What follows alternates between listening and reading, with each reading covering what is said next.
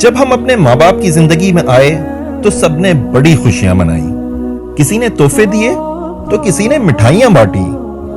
ہمارا زندگی کا ایک ایک دن گنا جا رہا تھا.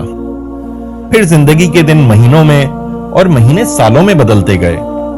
ہم نے بولنا اور چلنا بھی شروع کر دیا. تھوڑے بڑے ہوئے تو اسکول جانے لگے. قد بڑھتے بڑھتے امی ابو کے برابر ہو گیا. جوان ہوئے اور کچھ دن نہ گزرے کہ ہماری شادی ہو گئی. پھر ہم ماں باپ بن گئے اور ہمارے والدین دادا دادی اور نانا نانی. یوں زندگی کا سفر طے ہوتا گیا. ہم جوان ہوتے گئے اور ہمارے والدین بوڑھے.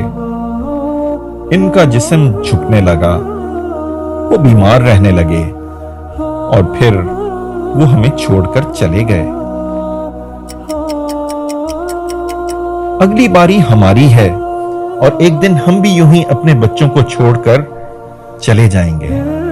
گویا زندگی ایک سفر ہے اور ہم سب مسافر. کچھ دیر مسافر ساتھ ساتھ ہوتے ہیں, پھر باری باری اپنی منزل کو پہنچتے جاتے ہیں. زندگی کا سفر چلتا رہتا ہے اور مسافر بدلتے رہتے ہیں. لیکن ہم نادانی میں سفر ہی کو منزل سمجھ بیٹھتے ہیں.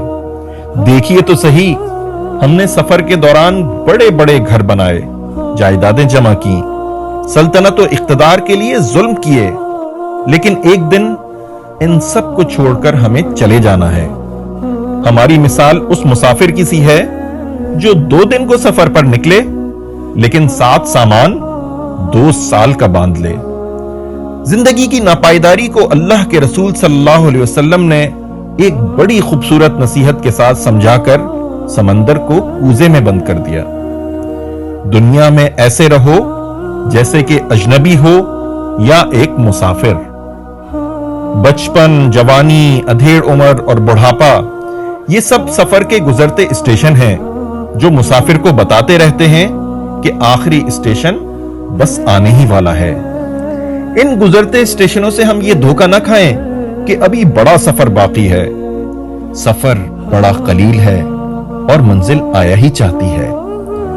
بس عقل مند مسافر وہ ہے جو قلیل زاد راہ کے ساتھ منزل کے حصول میں کوشاں رہے, جس کا حصول اللہ کی خالص بندگی اور اس کے رسول صلی اللہ علیہ وسلم کی مکمل اتباع میں ہے.